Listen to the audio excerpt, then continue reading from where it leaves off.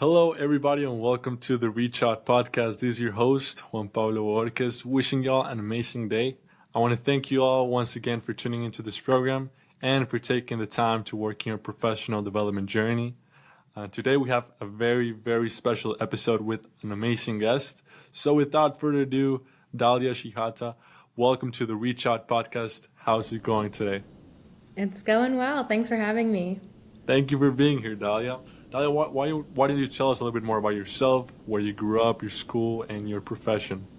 Yeah, so I grew up outside of Philadelphia. I've been a recruiter now for, like 8 years or so. Right now at Duolingo for the last 2 years, recruiting mostly product managers and product designers. I graduated from Kutztown University, which is a small liberal arts college in like southeastern Pennsylvania. And then I have my undergrad degrees in creative writing, and then I have my master's degree from Southern New Hampshire University in organizational leadership. That's amazing. I think it's really cool you have a creative arts degree. Really, really awesome. It didn't take me very far career-wise, but thank you for saying that. Yeah. So, listen, guys. Today we're gonna be talking about what a recruiter looks for in a candidate. I'm very excited to have you on, as I mentioned, Dalia. And considering that recruiting season is in full effect right now, and that our demographic, our listeners for this program is mostly college students, I've been hearing a lot from the students' perspective. However, I want to ask you, how's recruiting season going for you, Dalia? Yeah, well, it's just started to ramp up. If you've heard of the September surge, it's very real here.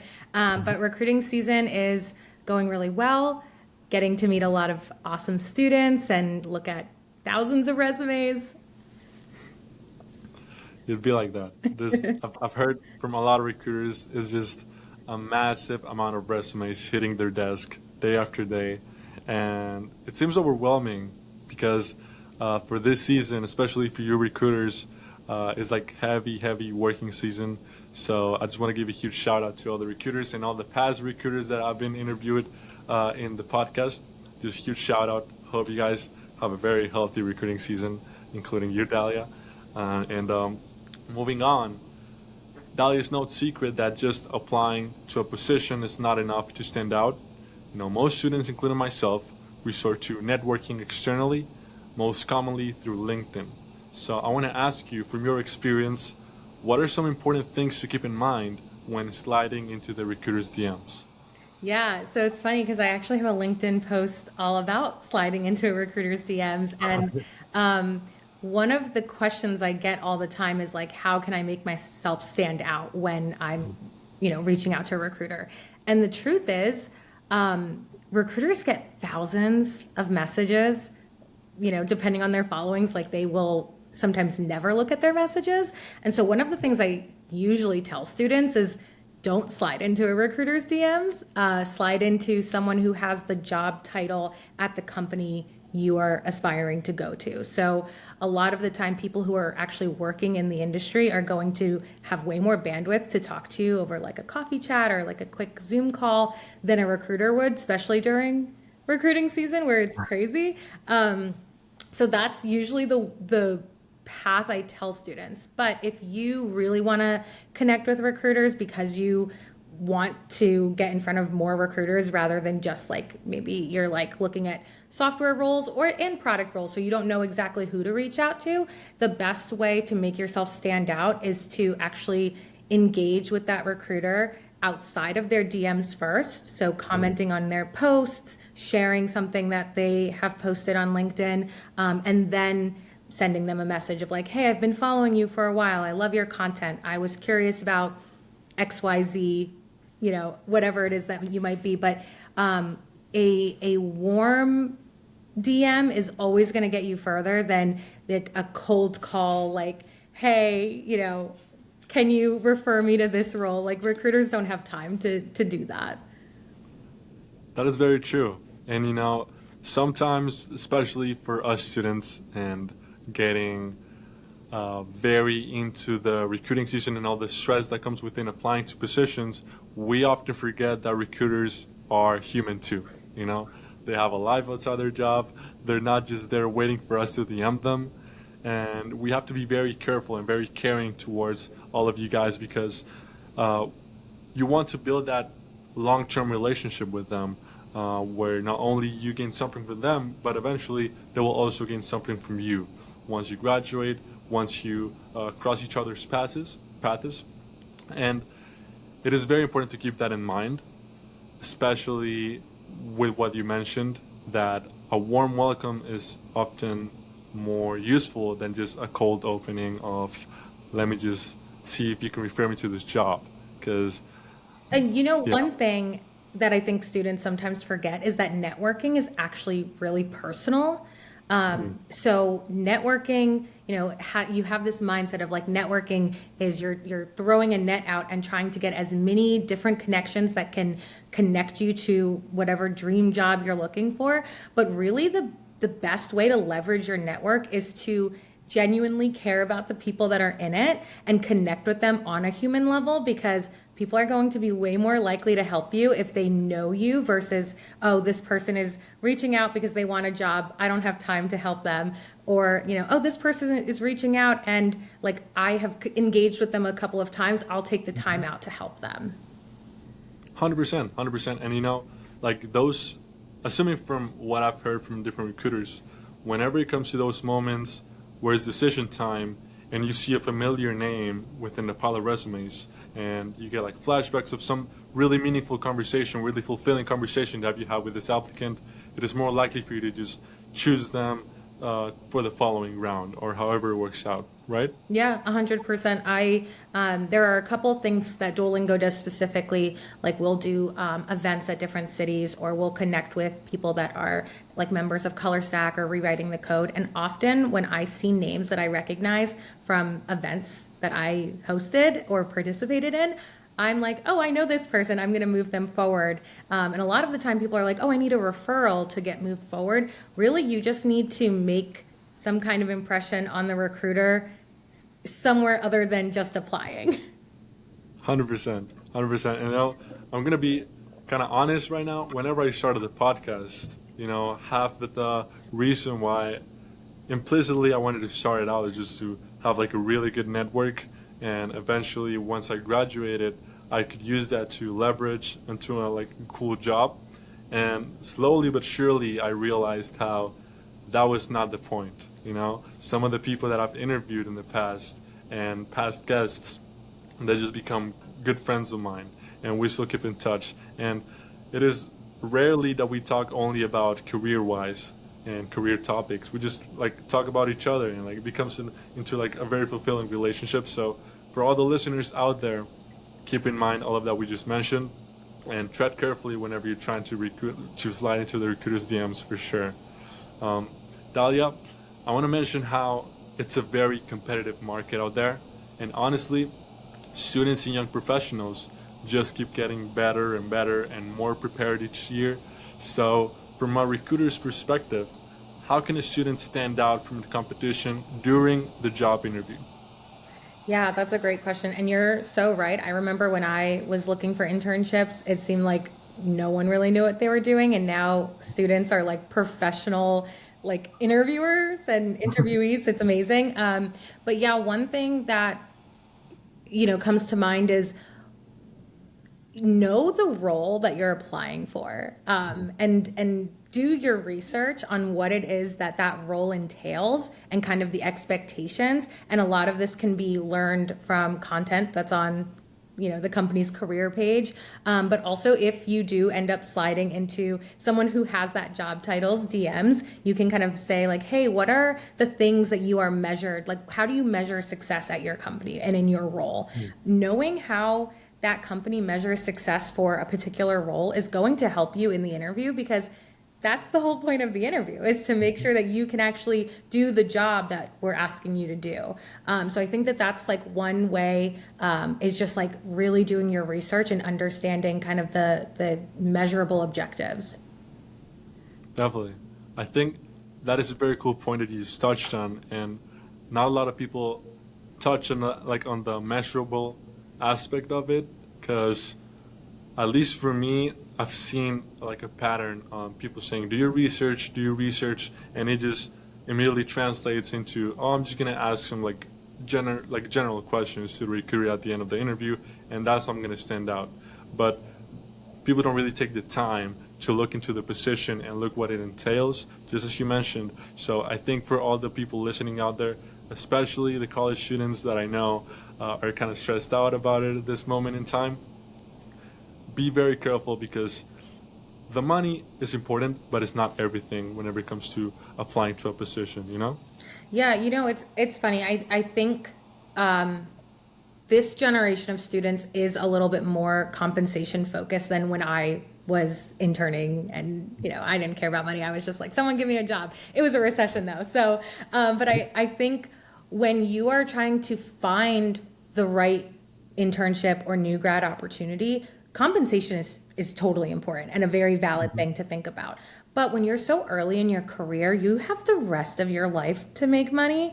What you really should be focused on is what company is going to give me ownership on the work that I'm doing, because that's the way that you get better at whatever it is that you choose to do, is that you get the opportunity to own a project or own a feature or whatever it is.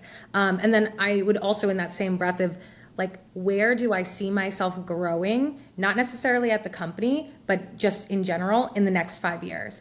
And if that company is a company where it makes sense for you to stay and there's growth potential and there's opportunities for, to take on more of a leadership role or grow in like get promoted, that is way more important, I think, than compensation, because you don't want to, I have nothing against job hopping. I've been a job hopper, but you don't want to have to job hop. It's hard to interview.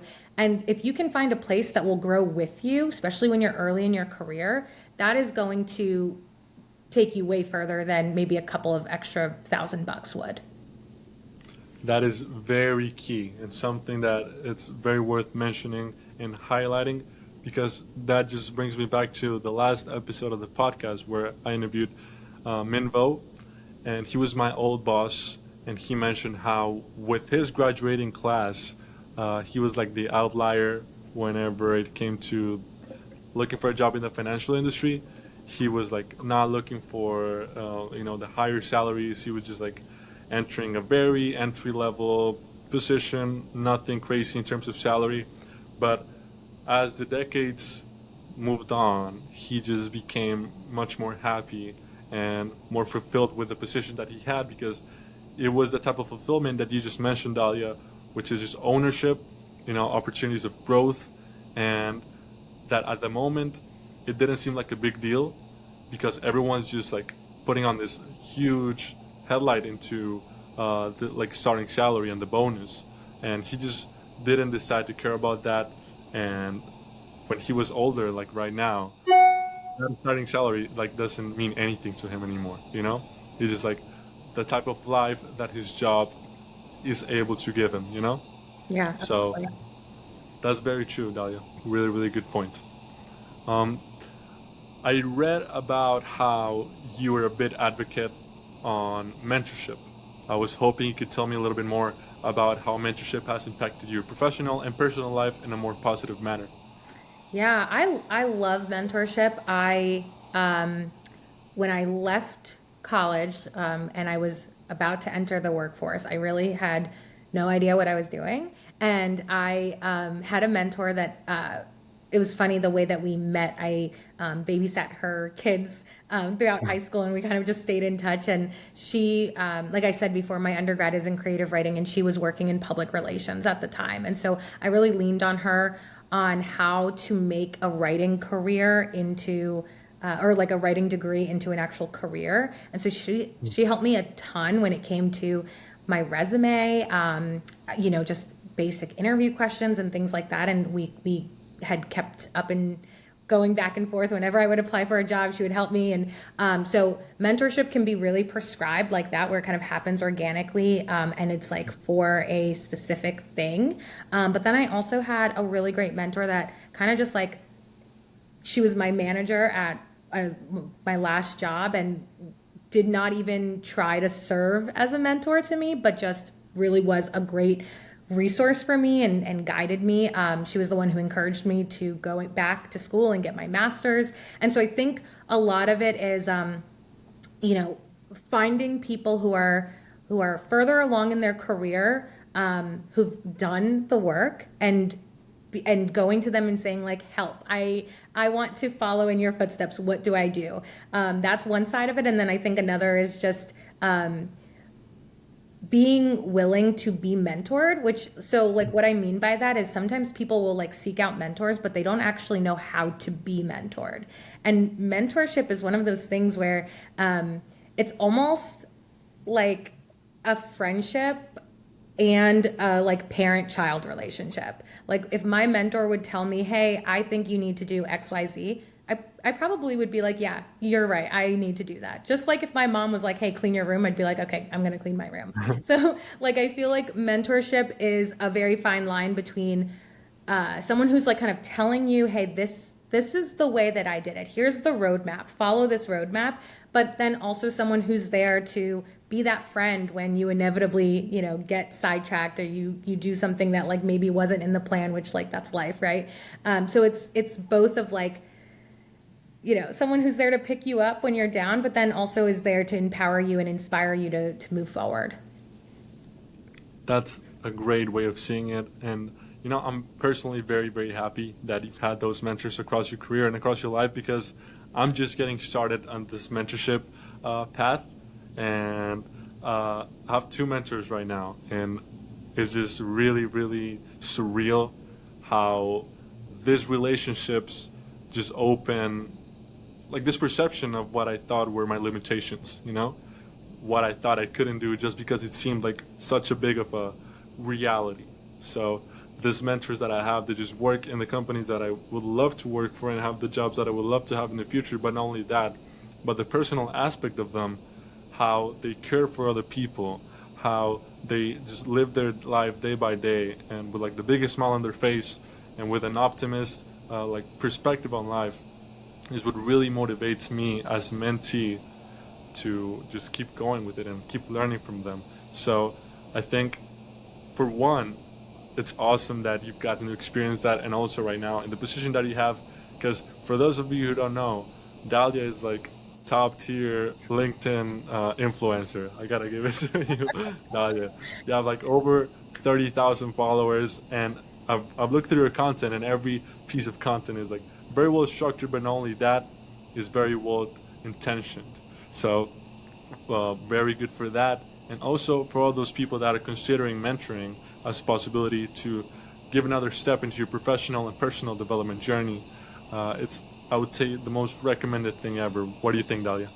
Yeah, 100%. I think mentorship also is really important for women, especially, and also women of color and people of color. It's really important to find representation in your mentors because, like I said before, like it's a friendship, but it's also someone who has been there and can show you the way. And I think a lot of the time, you know, our shared experiences is what really bonds us. So I would definitely say, like, if you are looking for a mentor, it's always really great to go out into your network and like ask around. But when it can happen organically with people that you know, it's awesome. 100%. 100%. I totally agree with you. And Dalia, just going back into topic, for those students still kind of lost in the process of trying to land a position, what advice do you have for them? Um, it's a great question. I think one of the things is really knowing what you want. When you Mm. feel really like, okay, you know, I'm getting a degree in computer science. Well, that's so broad, right? What is it that you want to do? If you can narrow it down to a couple of things, if you want to be a software engineer, computer science, you can do so much with it. You don't just have to be a software engineer. So if you figure out kind of where your interests lie and where your strengths are, that is going to make the job hunt or the internship hunt a lot easier because you're not going to be just applying to every single thing that looks for a computer science degree. You'll have a better understanding. And when you have that kind of like figured out in your mind, The internship process, or the interview process, I should say, is a lot easier, because then you're not going in saying like, okay, this is for a technical program manager role. Well, I don't really know what that is, so now I have to do all this research on what it is. Or if this is for a software engineering development role, like if you just choose a handful of job titles that you are interested in and then do the research on what those entail and kind of like the skills that are needed to do well, that's going to be so much easier than just throwing a net out and hoping something sticks. As you start applying to things, I think we get really like in the mindset of, oh, if anybody reaches out, I have to go through the interview process. Well, if you apply to 100 jobs and even 20% of those reach out, that's a lot of interview processes that you're going through. So that's why I really recommend that you figure out what you want to do and only apply to the things that like align with your interests and your career goals, and then do your absolute best on those things. So if you are working, you want to be a software engineer, you apply for software engineer roles. Don't say yes to every single recruiter that comes back to you if you have like 20 people that are scheduling interviews. Right. Because if you're spreading yourself out across school and 20 interviews that you need to prep for, you're not going to do well on any of them. So if you are in that lucky bunch that get a call back for 20 plus interviews, maybe pick 3 or 4 that you really Right. really want to do, because then you're going to give yourself a better shot at actually going through the process and exceeding expectations so that you can secure a job. I think that is very, very important to highlight because, especially for those outgoer students and outgoer young professionals that have a really good resume and like a ton of experience, and they just get a lot of callbacks and they just get excited but also stressed out at the moment. And that kind of dictates their decision making process in the future, which is not a good thing because you're already starting up with the left foot right of the bat. So definitely what Dalia mentioned on prioritizing the opportunities that you really want based on the research that you did, based on what you really want to do with your career, it's like the right pathway to go, in my opinion. So definitely keep that in mind. Dalia, moving into the last part of the interview, I want to ask you my 2 favorite questions. The first one is the time machine question. Just imagine if you have a time machine and you go back to the day that you graduated college and you're sitting in front of Dalia from that time. What would you tell her? This is, it's funny because this is like what keeps me up at night sometimes, of like, what would I have done differently? And I think there's like, it's so easy to be like, oh, well, I wouldn't have majored in writing, right? Because that, I didn't make that into a career, but I actually don't think I would have changed anything. I really think the path I took is what got me to where I am now. And I don't want to discount the struggles that I went through early in my career to who I am now, who's able to have this wisdom to share with interns and new grads, which is my entire job, which is so great. So I don't think I would change anything, but if I could give past me some advice, I think I would say, like, don't be in such a rush to start working. I mentioned before that I had graduated during a recession, and so it was really hard to find a job out, like, let alone a job in my field, right? But just like a Right. job in general. And I was in such a rush to just hurry up and get work experience that I kind of missed out on the like nice in between of like not having to be in college and not yet being tied to like a work email. So this Right. like nice time where a lot of people are like finding themselves post grad before they enter the workforce. I was just so focused on finding a job, any job, it didn't matter. And I think I would go back to my past self and be like, hey, relax, you will find work, everything is going to work out the way that it's supposed to. I think I would have done a little bit more soul searching during that Mm. time. But yeah, I don't think I would change anything. I've had some crappy jobs early in my career, but I think about how important some of those crappy jobs were Mhm. into making me who I am. If I didn't have crappy jobs, I would probably not be as resilient as I am today. And I wouldn't trade any of the skills that I have learned over the last, 9 years, for anything. That is a great response. I think all of those learnings between the crappy jobs, like the stresses, like after graduating college, they just make you even more prepared to what's coming. And as you mentioned, everything is going to work out the way it's supposed to. Uh, that's something that I live by, saying that everything is going to be okay. And I think that aspect of what you mentioned of the transition between graduating and landing that first job, enjoying that part of life is very important, and it just brings me to um, like my friends right now in college, how some of them are graduating, like some of them are not even in their senior year, and they're just already looking up when they're going to start their full-time position. And it's like, just take it easy, take it day by day, so everything is going to be fine. I know it's competitive out there, but just keep a positive attitude and everything is going to be fine. And which also brings me to my last question, which is my favorite question. Dalia, what makes you happy? Ooh, that's a great question. So much makes me happy. I have a very cute dog and cat, and they bring me lots of joy.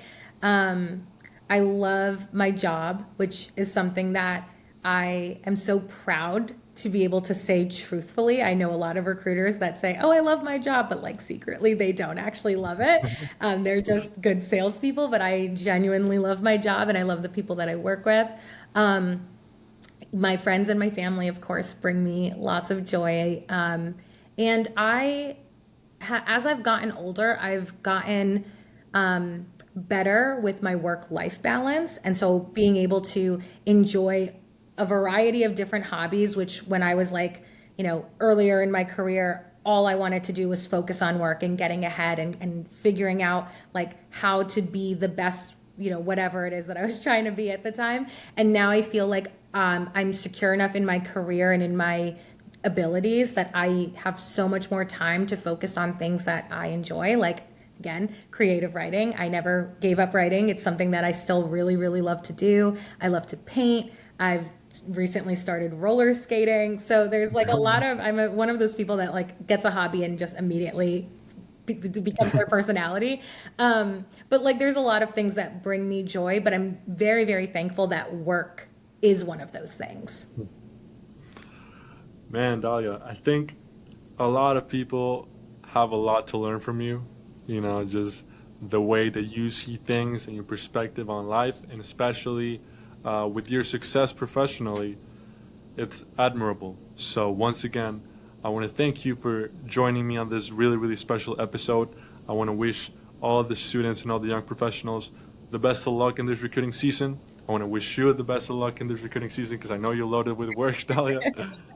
And as I always say, don't be afraid to reach out. It's not about the things that you can gain from people, but it's about building those meaningful long term relationships. And yes, Dalia, any last messages? No, this was great. I hope to see lots of your listeners in my application review pipeline soon. Absolutely. Guys, have a good one. See you on the next one. Bye bye. Thanks. Bye.